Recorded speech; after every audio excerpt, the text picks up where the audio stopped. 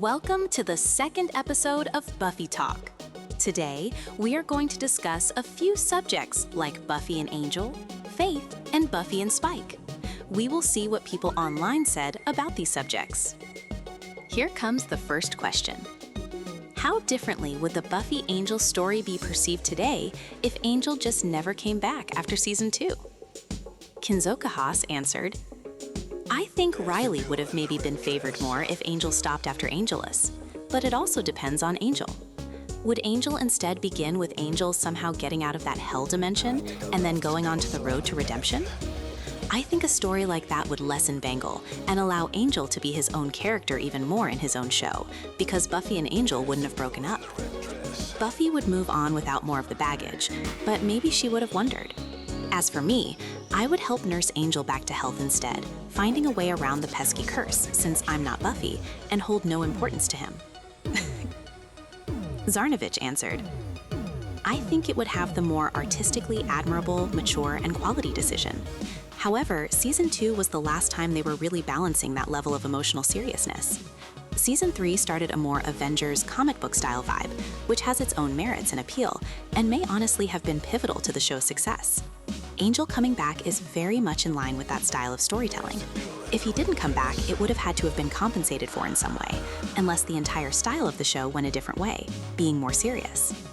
I definitely would have liked the more serious route, but I don't know if it would have turned out as well, if they would have been able to pull it off as well as they pulled off the way they chose to go.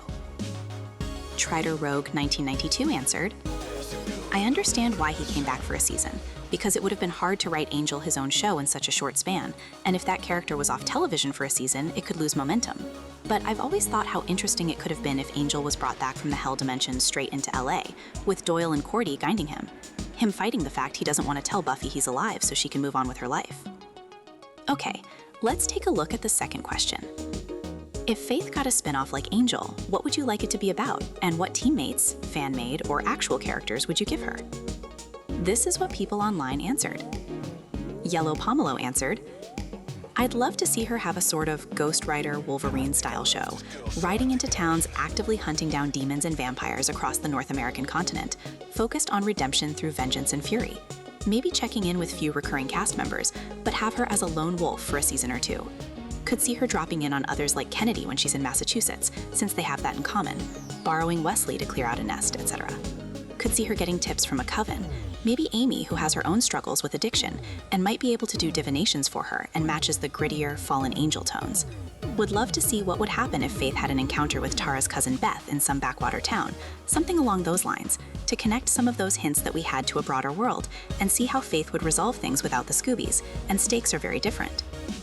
Solid Molasses 9741 answered, I mean, honestly, what if she did create a girl gang? A bunch of kick-ass anti-heroes. Maybe they're all Slayers and it takes place after the Buffy finale. She takes in lost cause types and reforms them. They steal from rich paranormal assholes like the mayor from Buffy, but they also patrol at night and keep the city safe at night. Maybe they protect prostitutes and the homeless, steal food from warehouses, things like that. Intelligent Pumpkin 741 answered, Wesley and Connor. I liked the older sister vibe Faith had with Connor, and Wesley had an interesting dynamic with Faith. He didn't like her because of what she did to him, but he still felt responsible for her or the way she turned out. Extra Age 2505 answered, I like to think it could have been about Faith going across the US or even the world dealing with supernatural stuff. It's not like vampires and demons were exclusive to Sunnydale and Los Angeles after all. I'd have it set after she wakes up in Buffy Season 4, and a big driving arc of the show would have been showcasing Faith's redemption arc after Buffy Season 3. Sakura Drop answered, that actually was the plan, or a plan, for the potential Faith spinoff. One of the writers, I think it was David Greenwald, mentioned it years ago in an interview discussing the various offshoots from the show that ultimately never happened. It was modeled on the Kung Fu TV show from the 60s, with Faith riding around the country on a motorbike battling evil in different places, then moving on to a new location. They didn't want it to just be BTS 2.0. This is what Extra Age 2505 replied to the answer of Sakura Drop. It's a shame they never went for it. Showing Faith's redemptive arc, rather than having it happen off-screen when she was in prison, would have been great. And it would have fleshed out the world building some more. Maybe vampires and demons elsewhere in the country are being dealt with by the local supernatural hunters or top-secret police/military task forces, and Faith the series could have had Faith, and her own version of the Scoobies, interact with them. So much potential. I understand why they wouldn't want to just do a cross-country version of BTS, but I don't think that would matter all that much to the audience. They could have had it have a darker tone like Angel, or a much lighter tone. Just like how Torchwood and the Sarah Jane Adventures weren't just Doctor Who 2.0, they were their own shows with different tones. Heartless Cupid answered, in the Season 8 comics, she said something about being the Slayer that does the job for dirt cheap, meaning she's the go-to girl when a job may be too risky to send a newly awakened Slayer, like slaying a bunch of recently turned vampire children, or if a job is too dirty that they wouldn't send Buffy to do it, like eliminating the rogue Slayer Genevieve Savage, so I kind of want to see her doing more of these in her spin-off. She could be traveling across the country and staying in a town in the middle of nowhere that also houses a powerful, big bad levels of evil. And once she defeats it, she decides to move on before she grows accustomed to the place and plant her roots there. I also see her mentoring one or two Slayers because she still feels guilt about not saving Genevieve after developing a close bond with her, despite being sent to eliminate her. Falcon in the Dive answered, she had a great run with Giles in the comics as Slayer social workers. They basically went and helped either take out or get back on track newly awakened Slayers who were having problems with the Slayer org. But forgetting that and switching gears, hear me out. She went to jail between Season 3 and 7. She had no Watcher. Watcher's org sends her a new one in the jail, either as an inmate or a guard, and she has to continually break in and out of jail with her Watcher covering for her to do Slayer things. So like part OITNB, part comedy heist serial. Maybe don't even focus too much on the Slayer angle until the vamps get the warden or something. Then it's a bit survival horror in the jail. Leah Creams answered, I was part of a writing team for a script-based fanfic project back in the autumns. We did 5 full seasons. It was part of an expanded post-Season 7 Buffyverse, as well as 2 more seasons of Buffy and Angel. We had several other spin-offs and properties. Season 1, we moved Faith to New York and had her working at a private lab that secretly fought monsters. All those true calling press shots came in handy. Season 2 to 5 moved to a residential care institution known as the Asylum, which was A, full of people afflicted by paranormal illnesses, curses, and whatnot, but also had a Stargate-esque portal in its basement that could access other dimensions. Over time, her Scooby Gang was Lab Boss Pryor, serious scientist type, Secretary Noah, cinnamon roll. We brought Slayer V back, who doesn't love Felicia Day, and after trying then ditching an angel-like character called Gabriel, settled on a supporting cast that included Dawn in later seasons. We even got the mayor back for our end boss. It was so much fun, inspired an original series I've been working on, and while the glory days of 2000s internet fanfic are long gone, it shows how strong and inspirational these characters were, and still are. Mildly chaotic Gremlin answered, hear me out, and don't hate me. Connor and Dawn. They both suffer as characters under the weight of Buffy and Angel. Dawn barely has any development in Season 7, but when she does, she starts to prove capable. And Connor has endless potential as a character. Faith being forced into this unorthodox parental/guiding role model while reconciling with her past choices would be interesting. She'd have to reel them both in. I'd have the series be about the Cleveland Hellmouth. Faith sets up operations there after Buffy Season 7. Connor attends university there and runs into her after Angel Season 5. And Dawn ends up there after a disagreement with Buffy/wanting to find herself. Dynamic would be Faith trying and sometimes failing to be the level-headed leader. Connor would be the hothead. Dawn would make herself the researcher. I think a cool plot would be that small portals keep opening and unleashing demons from the Hellmouth. Dawn finds herself with the ability as the key to close these portals. Why? Who knows? That's the plot for Season 1. Garlington41 answered, I actually thought of something like this. I think she'd have a character like Dawn, someone mystical and important that draws in threats and needs protecting, which gives Faith a mission. This character can also be a sort of morality pet for Faith, causing her to be better compassionate. I picture this character being a girl, because besides Angel, Faith doesn't have a meaningful relationship with men. This character can be like a little sister or even an eventual love interest. I've always seen Faith as bi. Next, we need a character that's in the know. A Wesley or Giles, but just having another Watcher seems redundant or repetitive. This character needs to fit Faith's vibe. I imagine him to be rugged, cynical, and sarcastic. I imagine him to be connected with demonkind through some type of business, so his knowledge on the supernatural and demons come from street smarts and experience. Next, we need extra muscle. A character that's in the helps with the action, but doesn't steal Faith's spotlight. A Gunn or Xander, sometimes. This character can be a badass normal, or maybe be some kind of supernatural thing. Next, we need a character from the existing Buffyverse to fit the trend. Maybe Oz, Connor down the line? My idea specifically takes place after her appearance in Buffy Season 4 episode, and before her appearance at Angel. Angel gave her a great redemption arc, but she was still very inactive. This show and story would force her to redeem herself and give her a purpose. She'd be forced to face her flaws, she'd find people to connect with, and she could finally be who she's meant to be, a protector against the forces of evil. Let's continue to the third question of today. My problem with the final scene between Buffy and Spike. Jagafora Kant asked the following question. I'm admittedly not Buffy Spike fan, but I acknowledge her love for him. The issue I have with this scene is that I don't think it conveys what it should convey. We know from Joss Whedon the intention was for Buffy to love him, and we know Spike does not yet feel deserving, and is fine with his love not being reciprocated. But James Marsters delivers the "no you don't" in such an honest, matter-of-fact way, when I think there should have been a hint of inhibition. There is then only a microsecond for her to leave, no time to contradict him, but her expression seems practically glad or relieved by his response. I don't know if that is fitting for someone you love believing you don't. So that's why I think some people will still argue she doesn't, despite all the proof she does. I can't say it's a crazy interpretation with how they decided to direct the scene. Now that we know what question was asked, we will now look at what people answered. Exis07 answered, I just love this moment. I love it because they are both trying to give each other what they need right then. Buffy is giving him the honesty and clarity she so often withheld from him and herself, and saying finally she loves him. She shows him she loves him a lot over season 7, I think, but here she's going to step up and say the damned thing. And Spike puts her first and gives her what she needs, which is the acknowledgement that she doesn't. Not really.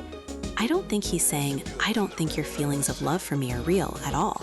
I think he's saying, this is not Angel and a Cathla all over again. You are going to be okay and get the fuck out of here before this cavern collapses and you go down with it. She needs to not be crushed in his loss. He needs to do this. They do in fact love each other, but it's really, really complicated. And she's going to move on and be happy regardless. They are both being selfless, I think, for each other. Her giving him what he needs, and him giving her what she needs to survive. I think the capital T truth of how they feel about each other is fully explored often enough in the season that what you're looking at in these final moments is about giving each other permission and the emotional fortitude to see the writing on the wall and move forward anyway. Bailey Seeking answered, to me, I was 12 when this aired and I decided this, mind you. It translates to, I love you. I'm willing to stay and die with you because that's what I do when I love someone. I sacrifice myself for them. And no, you don't. Do not stay and die for me. But thanks for saying it. I love you as well, and that's why you need to leave. It was Buffy acknowledging some kind of love for him, as Cassie said she would. And it was Spike finally understanding that love isn't about consuming the other person until there's nothing left. It's about doing the right thing by them to show your love. Reasonable Toe 6830 answered, interesting. I was read it as she said it and meant it. He had to quip and downplay it because he had a job to do, and there wasn't time for the back and forth. They had their real moment in the bedroom, when he held her and confirmed it in the kitchen, but if he really let himself let go, he may not have felt strong enough to finish the job. He needed it to not be true in that moment, even though he knew she meant it. Silly Somewhere 1791 answered, it reminds me of the scene in Angel. Would you like me to lie to you now? That one landed perfectly. It was a gift to Wesley in his dying moments, and Illyria was moved not because she loved him back as Fred had, but because she was starting to understand what Wes had lost, and it was all she could do for this wretchedly broken man who was never going to recover. He deserved the lie. I think this Buffy scene was aiming at something similar, but Spike didn't need the lie. I guess I could Google it, answered. Yai, this is why writing and directing are very different skills and roles. There are a number of times where JW wrote a scene masterfully, but didn't convey meaning well because he, in my opinion, is not as good of a director as he is a writer. This is one of those moments. A better director with some creative space from the script could have conveyed this better. Calicio of the Books answered. So Joss Whedon directed them to be in love in this moment. Forget the world is ending, forget the town is crashing down around them, and just show each other love. I've always gotten that from this scene, more so from SMG, but also at the same time this feeling of ending. Yes, it's the finale, but beyond that, like she's finally able to admit to her feelings for him, but right as he's sacrificing himself to save the world. While Spike is finally hearing those words from her, but he doesn't want to give her any incentive to stay. Buffy wants him to know before he dies that he earned her love, and Spike wants her to live without feeling guilt. But their eyes have always looked to me like they were basking in each other's love, while also telling each other goodbye. At least that's always how I interpreted it. No Cuz Like Yai 13 answered, I hate how outside of Buffy's head we are when it comes to her love life after season 3. Like, we're meant to believe Riley declared his love for her. She answered cryptically, tell me about it. And then they dated a whole year longer and never talked about it? So we never know if she loved Riley? Unrealistic writing. I'm a big Buffy shipper, but they suffer from the same problem. We're always acutely aware of how Spike feels about Buffy, and we only get tiny glimpses in how she feels about Spike. Buffy is the main character, what the heck? It feels like Joss has a thing for men pining after women on pedestals, and it shows here. Fred gets this treatment too, but like 10 times worse. New Retro Mage answered, I think it's perfect. Buffy loved Angel so much she never stopped loving him. Then she loved Riley, although not as strongly as Angel. Yes, one can love two people at the same time, and unfortunately Riley ultimately didn't feel it. Then we get to Spike, a monster who tried to kill Buffy and her friends many times, and for a long time was tolerated due to being harmless, but also was an occasional ally. Buffy found some affinity with him after coming back from heaven, and used him to deal with her own issues. Then he tries to rape her. Then he gets a soul for her, underestimating what having a soul would be like. Then, here's the word again, he does manage to become her closest, most trustworthy ally during season 7. She sees a monster she despised become a decent person for her, and become reliable. She definitely learned to like him, and she feels grateful for all he has done and become for her. But there's too much violence, bad blood, and pain in most of their time together for her to really love him. So she says what he always wanted to hear out of gratitude, but she can't fool him. And yes, as someone else pointed out, regardless of what Joss says, the way they portrayed the scene tells us otherwise. Let's all notice that with Angel and Riley, the good parts came first. She loved them both before the painful, chaotic bits came along. When Angel has happened, she was already deeply in love with mysterious, hard to access, but really gentle and protective Angel. Before Riley started to drift apart and went to a vampire to feel needed, she was already in love with gentle Iowa boy. With Spike, before he became a person, she already hated his guts for a long time, and with him she had the most destructive and messed up relationship.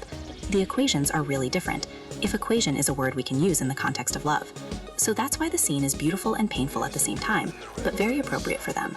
Despite really liking the direction they took Spike in Angel Season 5, what I think ruins the scene is making him alive again the next day on Angel.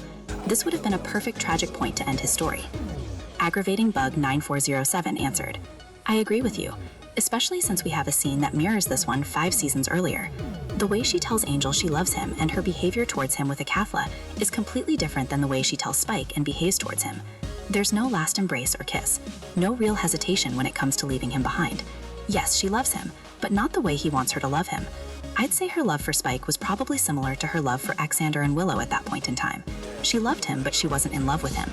Worldiness Naive 1254 answered, I am a Buffy fan and I agree with you. Sarah was told to interpret this in a certain way. Say it as you love him, but to me it didn't fly. I still believe she loved him, but definitely not because of this scene.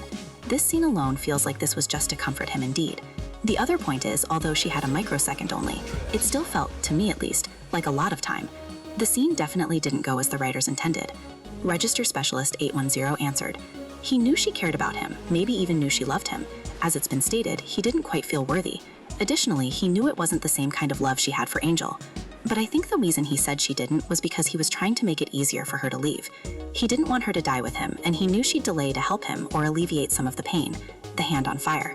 It was his last gift to her, to get her out in time and to help her move on. TV Addict 14 answered, I never believed she was in love with him, and this scene sealed it for me. The way SMG delivers the line does not sound like a moment of conviction from her. Compare, for instance, how she delivers, I love you, I will always love you, to Dawn in The Gift, but rather a moment of uncertainty, or dare I say it, a kind white lie. It didn't surprise me at all that he didn't believe her, because I didn't either. But his response sounds like one of gratitude and acceptance, and the look she shares with him afterwards, she doesn't protest or insist that she does, to me is one of mutual understanding, gratitude, and acceptance in return. All that aside, I happily admit that I much prefer this reading too. It's the only thing that remotely salvages Spike to me as something I can tolerate. After years of stalking and hounding Buffy, insisting that she loves him and never accepting no, I never liked the idea she'd finally love him back. To me, it sends an awful message. I also never found anything romantic about the Soul Quest. He literally just tried to rape her, and still all he can think about is winning her back. It never occurred to him to leave her alone. So I liked the ironic twist that once Spike's soul is restored, his eyes became clear. For me, for both characters, it was the better ending. Buffy never was in love with him, and that's okay. Spike dies heroically, finally doing something that isn't about trying to impress or win her over, but because it's the legitimately right thing to do. And he does it accepting that she didn't love him and being at peace with that. That was it for today.